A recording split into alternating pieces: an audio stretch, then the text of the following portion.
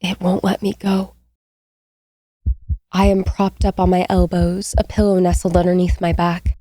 Sweat coats the back of my neck, but I can't move to wipe it. A heavy weight presses down on my tightening chest, and there are hands clamped over my mouth and eyes. My heart slams into my ribs, my head strains against my captor's grip. But in reality,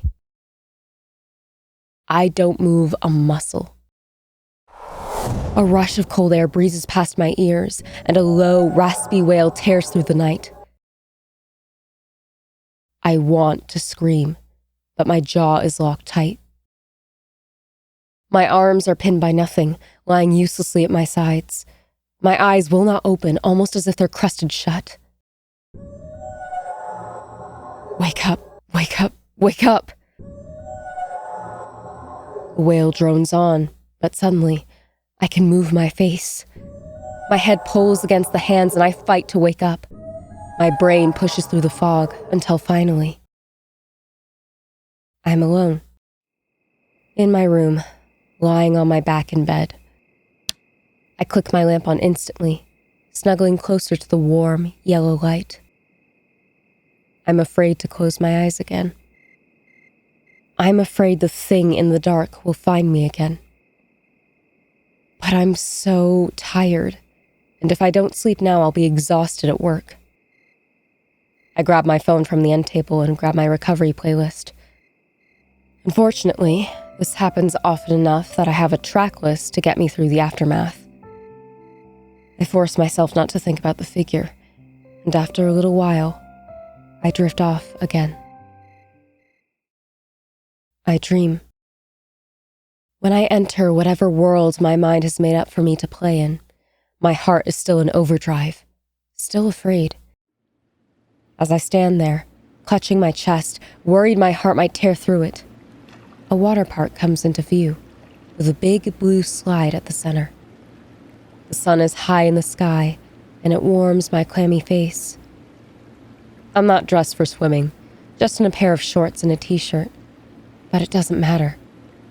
I climb the metal stairs up to the top of the slide. There's splashing and the sounds of children laughing, playing in the distance, but somehow, they are nowhere to be seen. Alone in a crowded room, anonymous, just the way I like it. I grab onto the sides of the slide and lift myself onto it, grinning as the water rushes around me. It splashes around me as I twist and turn with the path of the slide, droplets spraying my face on the way down. The slide drops, high, and I let out a little scream as I careen into the water. I'm smiling. The chlorine doesn't sting my eyes, and I can stay under as long as I want. My dark hair floats around me, impossibly soft, submerged in the pool. Everything beneath is a cool teal tint. There's a sea turtle pattern in the tiles 6 feet below. I kick my feet up, breaking through to the surface. I close my eyes, leaning back to float. Water fills my ears, but it doesn't bother me. It cradles me more than anything. In reality, I would worry about turning into a shade of lobster, but not here. Here, I don't have to worry about a thing. I flip back onto my feet, heart hammering once again. My head whips around, left, right, but there's no one there. I'm scared to look below. Water sprays my face and I splutter a little. I kick backwards, blinking the water out of my eyes. A figure surfaces, a curtain of long black hair hiding their face. Light, olive-skinned arms reach up to part it, revealing a human underneath. I was honestly expecting some kind of cryptid being, but no. She just looks like a normal woman. Gentle, amber eyes meet mine, and when she smiles, I feel my heart flutter. There's a smattering of freckles across the cutest button nose I've ever seen. Unlike me, she's actually dressed for the water, in a modest, forest green swimming dress. It's when she takes my hand that I get a flash of something, a feeling of familiarity. I know this woman. I have missed this woman. My heart aches in a way that only comes from being reunited with someone you haven't seen in years. That dull pain in your chest that won't go away, no matter how hard you try. Why do I know you? Before she can speak, I hear it. Faintly at first, but growing more insistent. The woman's face blurs like a mirage until it breaks apart completely and drowns me in darkness.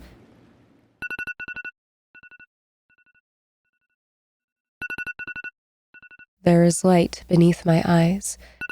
It's morning, and all I am left with is the sound of my alarm blaring, demanding I get ready for work. I wipe away something wet from my eyes, expecting it to be tears or whatever goop pools in the corners of your eyes in the morning. My hand comes away red. Huh? I throw myself out of bed and run to the bathroom, clicking the light on. There's nothing there. Just my crazed, groggy face staring back at me. I hold up my hand, but the blood I thought I saw is gone. Who was that woman? I am afraid to go to sleep. I don't want to keep going to work exhausted, but I just don't want that thing to visit me again. Sometimes, during the day, I think I see it standing in my bedroom doorway. It's always only a glimpse, a shadowy hand curled around the door frame, a blur of movement flashing past. Once, I'm sure I heard a quiet knock on the wall, just a whisper of a sound, on one of my few days off work when I was sitting at my desk. I've considered that the apartment might be haunted, but I can't afford to move. Everything I've read or seen about spirits tells me that as long as I don't interact with it, allow itself to bind me in any way, I'll be safe. It doesn't feel safe when its hands hold me down at night. It doesn't feel safe when I feel its breath on my neck. It definitely doesn't feel safe when it screams into my ear. I don't have roommates. I don't have a family that I talk to. I moved to get away from everything and everyone from that past, which means no one to turn to for help. I live with a double-edged sword of being a hermit girl, and for a while, that was fine.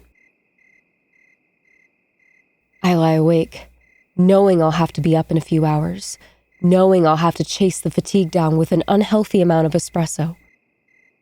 My lamp is clicked on, but I am still afraid. I took melatonin an hour ago. My eyes are heavy, but my body refuses to give in. I put on my music, hoping I've Pavloved myself into passing out to it by now. I think I hear wailing. My eyes squeeze shut on reflex. This is okay. This kind of darkness is okay. I didn't hear anything after all. I am alone. There is nothing else in my room. Absolutely nothing else. I dream. I'm in the mall from my childhood. Gray and black sneaker print covered tile floors stretch in front of me. Bright white fluorescent bars hang above. As always, I can hear other people nearby, but don't see any actual faces. It's just a background buzz as I wander down the long line of shops. None of the store names are entirely clear. The LED letters just sort of glitch and blur whenever I look too long. I find the 3-tiered stone fountain in the middle and sit at the base. Across from me, I see pretzels being kept warm under what I think are heat lamps at some strange amalgamation of a Wetzel's and an Auntie Anne's. I remember as a kid I used to get the cinnamon bits, but my mom thought that the almond ones were healthier. Spoiler, neither of them are supposed to be good for you. I miss hot pretzels. I feel a sudden shift next to me, and out of the corner of my eye, I see someone with dark hair in jeans and a brown leather jacket sit down. My mystery woman. Cleo. The voice is mine, whispering into my brain. Have I decided to give her a name? Or was it always hers? Cleo? The woman grins. Finally. She leans back onto her palms. I wasn't sure if you were gonna figure it out. Figure what out? Cleo nudges a knee against mine, and I get a flash of something like before. It's a little clearer now. We're on a Ferris wheel at night, and our carriage is swinging towards the top. Cleo is clinging to my arm for dear life and hiding her face in my shoulder. There's a warm feeling in my chest. I am content. I tell her it's okay to look, that it's really beautiful up here. You can see the glittering lights of the other rides, kids running with cotton candy and funnel cake. She shifts back from me, and I'm pulled back to the present. But that warm feeling stays. Did that happen? Who are you? Someone you forgot about. Someone who knows you've been having trouble sleeping. She holds out her hand. I can help. I know this isn't real. But the softness in those amber eyes and the way her hand feels in mine makes it easy to believe that she can fix everything. I take her hand. Darkness bleeds out of the corner of my eye. I lean into Cleo reflexively, and she puts an arm around my waist. It's okay. You're okay. Tell me something about you, I say, keeping my eyes on her face. Anything. I like sunsets and long walks on the beach. Nah. You want something real, right? I nod. Cleo suddenly shifts me so I'm standing in front of her. Music plays from the mall overhead speakers seemingly out of nowhere. A bouncy pop piece. Cleo takes one of my hands, the other settling on my waist. Her face feels far too close to mine, and she smells like cedar incense. She starts to dance with me, and out of habit I look down at her boots, worried about stepping on her toes. I learned to dance to pretty much anything, so I could pick up pretty girls. I glance up at Cleo and she winks at me. Yep, definitely dreaming, because this would never actually happen to me in the history of ever. I focus back on her boots, trying to follow her movements. Cleo laughs. Hey, eyes up here. What are you worried about? She bumps her forehead lightly against mine. You're gonna get frown lines way too early. I don't want to step on your feet. I mean, this is a dream, right? Cleo spins me around so my back is to her chest. So, you won't. Dream yourself with perfect feet if it'll make you feel better. That makes me laugh. If only. I don't know how much of this I'm actually controlling right now. I'm just glad I'm here again. We dance right in the middle of the mall, in front of the fountain like something out of a rom-com. Yeah, none of this will ever be real, but it's the first real peace I felt in months. I can forget everything else and just focus on gliding across the floor with Cleo. No thoughts, just she and I, together. So, when Cleo slows down, there's a pang in my chest. I know what's coming. We don't have much time left. Do you want to see me again? Of course I do. I'm surprised by how earnestly I mean it, but it makes sense. When I'm with her, everything else quiets, and all that's left is us. There's something you can do for me when you wake up.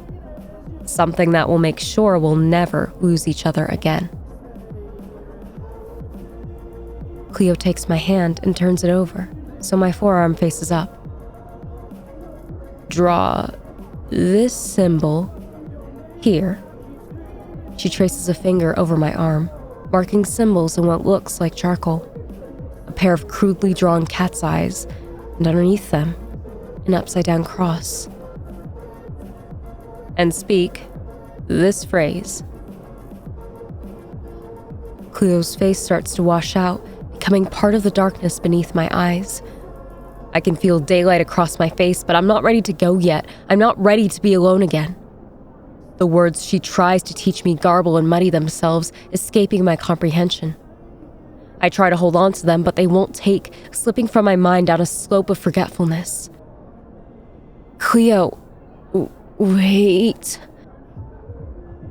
My voice slurs as I try to speak, and I actually feel the words leaving my lips. And with that, I'm flung back into reality. My mouth is dry, and my heart is breaking. Sunlight burns at my eyes, and a bird calls outside. Wake up, the chirps say. It's not real. It never was. I should have known. Any time I've struggled to speak in a dream, it's usually because I'm about to wake up, and my body is trying to physically speak in the real world.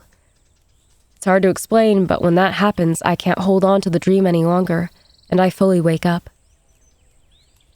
This time I know there are tears in my eyes. Cleo will never exist, and I will always be alone. I hug my knees to my chest and just sit still for a moment. I chose this. I chose to cut everyone off and start over. I just didn't think the loneliness would get to me so soon that I was making up a dream girl to keep me company. The worst part is that I haven't been this well rested in a long time. Glancing at my phone clock, I nearly have a heart attack. But then I check the date. I didn't have to be up early after all. Off day. A good thing, too, because I would have been very late for work. It's almost 1. I drag myself out of bed anyway, since I didn't wake up completely drained for once. I wander into the kitchen and pull a mug down from the cabinet, then a shot from a sleeve of espresso. I pour milk into the frother, mind lingering on that strange symbol Cleo had drawn on me. It's not that I don't remember the words accompanying it. It's more so I don't think I can form those words even if I tried. It's not a language I recognize. I add vanilla syrup into the mug, then pull the shot while the milk steams loudly beside me. It almost sounds like the wails that have plagued me night after night, but I push the thought away. I just had a decent night's sleep. I'm not going to ruin it just yet. Should I try? The words, I mean. I don't know if I really believe in things like guardian angels, though that's what I'd call Cleo if I did. Then again, it won't hurt to believe in it, considering I have something from the other side haunting me. For everything that comes out of the dark, there must be something from the light. Or something like that. Is this real? Is she real? I pour the milk over the espresso before filling the pitcher with soap and water in the sink to deal with later. I trace the shapes from the dream into my countertop, imagining them in that same charcoal inking. I've always been wary of repeating things I can't understand, though. If it weren't something like Latin, I could throw something into Google phonetically, and the translator tool would at least have a guess for me. If I do this, Sharpie these images into my forearm and do my best impression of what I'd heard, I'd be going in completely blind. I hold the hot mug. The steam warms my face. I close my eyes, but it doesn't ease my anxiety. Cleo wants me to do a ritual. That's the only word for it. That's why the word sounded so inhuman. Is Cleo just as bad as the thing that haunts me when I wake in the middle of the night? I remember the way I felt in her arms. Safe. Content. Was that real? I don't fuck with that stuff. Demons, magic, rituals, not even tarot and crystals. The last two are relatively harmless from what little I know of them, but it's just things I don't want to touch. I've never wanted to risk it, especially with that thing hanging over me practically every night now. I have to let this go before I end up doing something stupid. After coffee, I force myself to shower, thinking I'll wash all of this off of me. I spend the rest of the day playing Stardew Valley in the living room for hours, trying to drown my consciousness in planning my crop layouts and collecting little barn animals. I spend way too long picking names and calculating seed growth rates for optimal profits. It's perfect. Mindless. Until the game lags for a moment on a black transition screen, and I think I see a figure reflected behind me. My back tenses in my grip on the controller white knuckles. I don't want to turn around. I hunch over, clenching my jaw. I don't want to look. But if I don't, it might kill me. I force myself to pause the game. I inhale quietly, then whip around, controller in the air like a shitty makeshift weapon. There's no one there. I don't know if that's better or worse. I run to the front door and check the lock. The deadbolt is secure, and after stretching on my toes to check the front, heart pounding, I see no one standing out there. I glance towards my bedroom. I don't feel safe out here, but I've never felt completely safe in there either. Still, if there's someone in the house, the bedroom is farther in and makes more sense to hide in. I grab the biggest knife off my block anyway and bring it with me in the bedroom, leaving the controller on the couch. Brandishing a blade I won't really know what to do with even if confronted, I lock the door behind me. I rip open my closet door, shove my hanging clothes into one side. No one. I drop down, knife out, to check underneath the bed. Just some storage bins I haven't had time to sort yet. I leave the overhead light on and crawl into my bed, knife still in hand. I actually have to work tomorrow. I have to go to sleep. But the feeling I'm being watched won't go away. I slowly raise my eyes towards where I haven't dared to check. Up, up. to the ceiling. Eerie yellow eyes bore into my own. The creature is connected to the ceiling only by its fingertips and toes, like a spider. It has a humanoid shape, but the form is mostly black smoke. Its eyes are like lights in a thick fog, but rather than relief, it's dread that fills me because that means it sees me. I thought keeping the overhead light on would have been better, but all that means is that it can't hide from me like before. The thing is, I don't think it wants to anymore. It cocks its head at me with a violent snap of bone, which means there is structure in this thing, which means it won't just pass through me. It's tangible, and that makes it so much worse. I grip the knife and raise it in front of my face. Something cracks, and a line of yellow appears on its face. I realize it's its mouth, stretching into a too wide smile. My breath comes out in short, sharp pants, but I pull my knees to my chest and keep my eyes open, knife up. Until I can't. I blink a split second, and in the darkness, there's scuttling across my ceiling. When my eyes snap open again, it is dangling in my face, crooked smile and heavy breathing. I thrust forward with the knife, but my hand goes completely through, and my arm, still in its face, grows colder by the second. I think it laughs, an inhuman rumble. My arm trembles, but I can't pull it back. It rolls the rest of its body down, rotating its head fully around so it's upright. It grabs my upper arm with its black, spindly fingers, little needles, and rips it out of its face. Its eyes never leave mine, a wolfish, predatory glow holding me in place. It pushes my arm down, then my shoulders, forcing me to fall back. I want to move, want to fight back, but all I can do is watch as the thing crawls on top of me. There's a lump in my throat, my jaw is clenched, and I have a knife, but I can't even use it. Tears well up in my eyes, and I want to scratch them out of my eyes, but they fall, burning streaks into my face.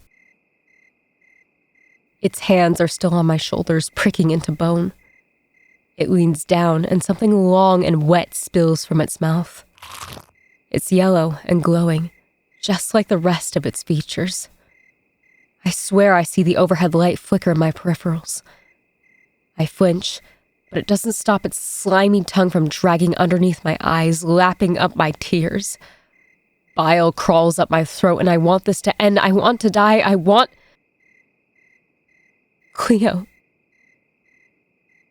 I fight to unstick my teeth, squeezing my eyes shut because I can't bear to watch it looming over me. My mouth is dry, but I manage to grit out. Cleo. The creature pauses, flicking its tongue back inside. I open my eyes just a little, the smallest slit to see what it's doing now. Its mouth forms around nothing, almost as if it's trying to articulate.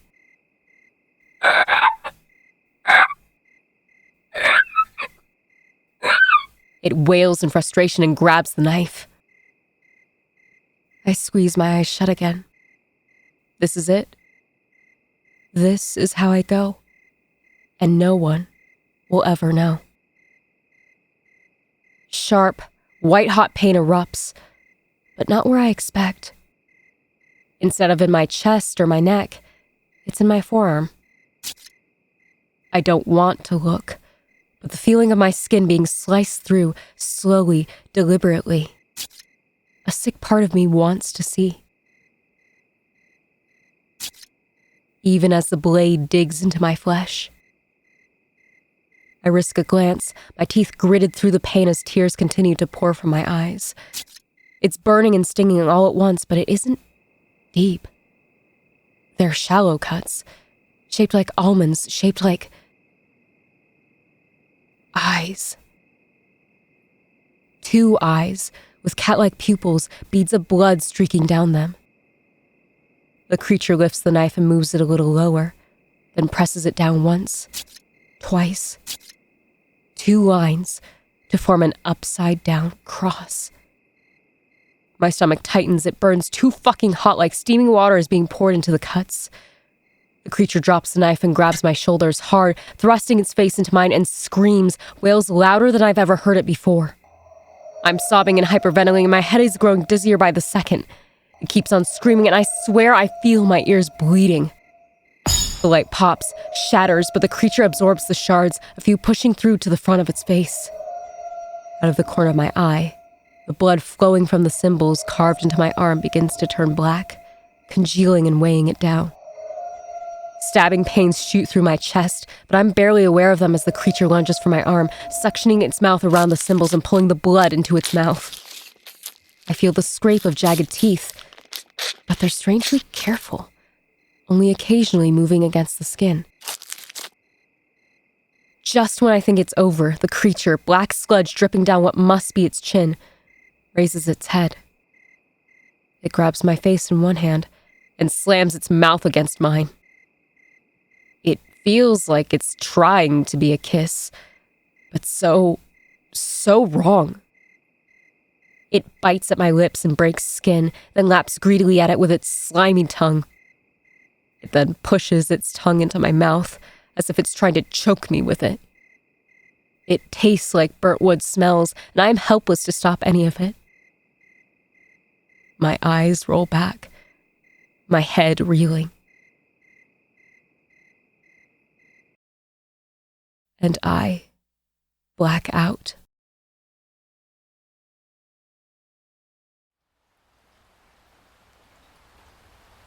My hands are not my own. My feet carry me forward, but I don't know to where. There is a knife in my hand, long and sharp. It's not the same as the one that bit into my skin moments before, though that feels far behind me now. This blade is serrated, crueler. The steel is dripping with rain rolling off it. My hair falls into my eyes, stringy and saturated with water. Rain. There is someone in the alley, their face barely illuminated by the glow of their cigarette. The details don't matter. My hand is being raised by someone else. There isn't even a scream. I watch with morbid fascination as the body tumbles to the ground. What is left of their life blooms from their chest, a scarlet flower that grows with each passing second. There's pressure on my shoulders and I'm pushed onto my knees into the wet, mucky pavement. My hands are puppeted to rip the knife back out, yank the head by the hair, and slash into the neck. My head drops to the wound, lips parting to drink. It's acrid and surprisingly thick, like it's clotting as it goes down my throat. Familiar, but revolting. Still, I drink. I have no choice. It's only when the blood starts to overflow, dripping down my chin, that I am allowed to stop. My head falls onto their heaving chest, waiting for the breathing to stop. Dying gasps fill my ears. Their glassy eyes shine in the moonlight. Going.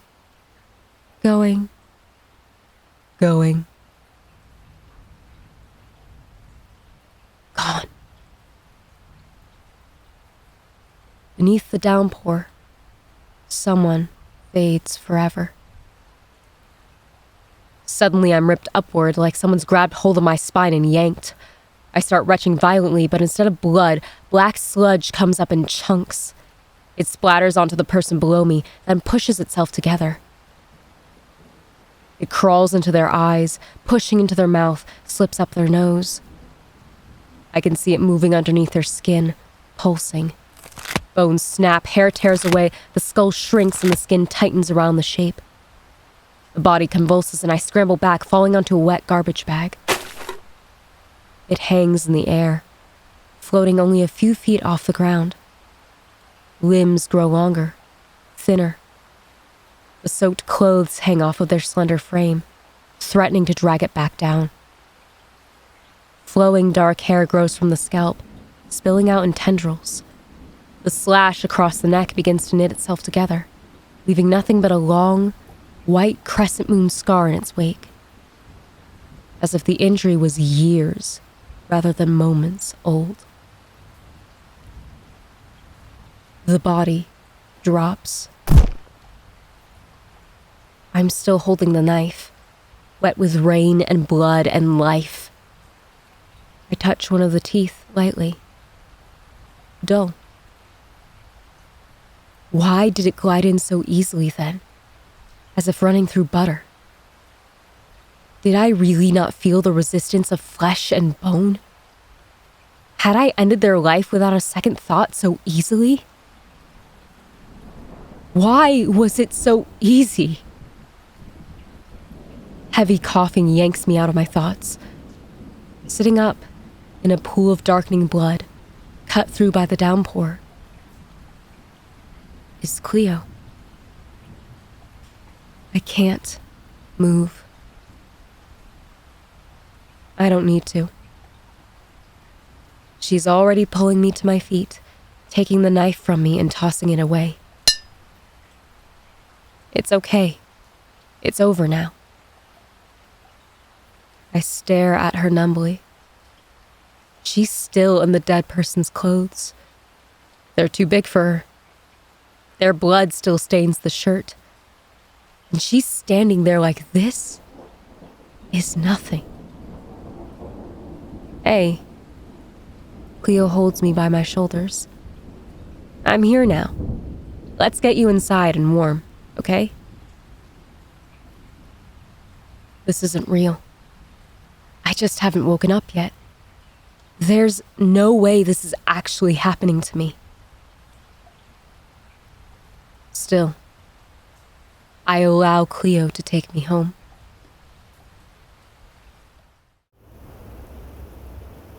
I am bundled in a blanket and sat on my couch with the pillows from my bed beneath my back. There is a cup of hot ginger tea on my coffee table, steam rising from it, but I can barely remember Cleo actually making it. All I can do is stare at it. All I can do is wonder when I'm waking up again. Cleo is at the opposite end of the couch, hair wrapped in a towel. The dead person's clothes are in a black garbage bag by the door. She'd put on some of my clothes instead. Light blue sweatpants and a white Vampire Weekend t-shirt. If anyone walked in right now, we'd look like a couple of roommates having a night in. Unfortunately, I know better. I'm still wearing the clothes I went out in, and the smell of the rain drying into them is putrid and too real. I'd scrub my hands clean, but when the light from the lamp hanging above us catches just right, I swear I can see blood smeared into my palms. The symbols carved into my arm have already scarred the same way the cut on Cleo's neck did. It almost looks like a tattoo, in a sick way. Cleo sighs and picks up the cup, bringing it to my lips. I stay still, even when she presses the hot ceramic right up against my mouth. It stings, but I don't pull away. I've felt worse. Cleo frowns, setting the cup down again, and scoots a little closer to me. Tell me what you're thinking. I only shrug. I just have to wait until I wake up again. Then, it'll all be okay. Are you afraid of me? I shrug again. I don't want to say it. This thing I've been thinking the moment I realized what the creature carved into my arm. Cleo shifts a little closer to me. I guess me not reacting means this must be okay because she knocks her knee against mine. Light. Playful. Like before. I can't read your mind, you know? If you want to ask me something, you should. I don't want to say it, but what else is there now? When I wake up, none of this will matter anyway. I move my arm out from underneath the blanket, showing Cleo the scars. Did you do this? Cleo winces, then nods. So, this thing that has been haunting me every night, is that you? Cleo has the nerve to look sheepish. Why? Does it matter now? I fixed it. I made it work for both of us. Made what work? I have been bound to this apartment for so long. I don't expect you to understand what it's like living without a body. If I could get you to let me in, I could have a chance to leave. Or at least feel what it's like to be alive again. So, you used me. At first. But then I started spending time with you. I realized if I did this, I'd be back at the beginning. With a body, sure. But alone again. I think you know what that's like. I break her gaze, but Cleo scoots over all the way, until we're shoulder to shoulder. I found a loophole, so I could still get what I needed, and stay with you. Cleo gently turns my head to face her, and I'm met with those warm amber eyes that gave me butterflies once before. Now, it's more like a timid hummingbird, as embarrassing as it is. We don't have to be alone anymore. I don't have to be some scary demon creature anymore. And all it took was someone else dying. It's supposed to be accusatory. A barb. But it falls into a murmur. Cleo is so close now, and she's really here. I can feel it. I can smell the cedar incense perfuming her skin. She takes my hand and presses it against her pulse point. There's a faint beat there. Slow. Real. I kept you from the worst of it. Do you even remember who it was? I try, but their face blurs like the remnants of a bad dream. I shake my head. Can you let this be easy? Can you let us be happy? I want to. Cleo doesn't know about my past. She can't remind me of what a failure I've been, how I'll never live up to what everyone expected of me. She doesn't care about any of that. She just doesn't want to be alone. Isn't that how we all feel? Cleo, I know you probably feel like you're in pieces right now, and that's okay. I'll do my best to put you back together. Just don't leave me alone. Where else will I find something like this? Okay? Okay? Yes. I don't really have a choice anyway. Besides, with her being so close and the way she's looking at me now, like I'm her entire world, I can almost pretend that this is normal. But there's a darkness in those gentle amber eyes that I didn't notice before. A hunger that burns just below the surface. I'll always wonder, in the back of my mind, why she really didn't just kill me. We can almost be normal. Almost. Doesn't matter now. After all, she'd marked me from the start. I never stood a chance.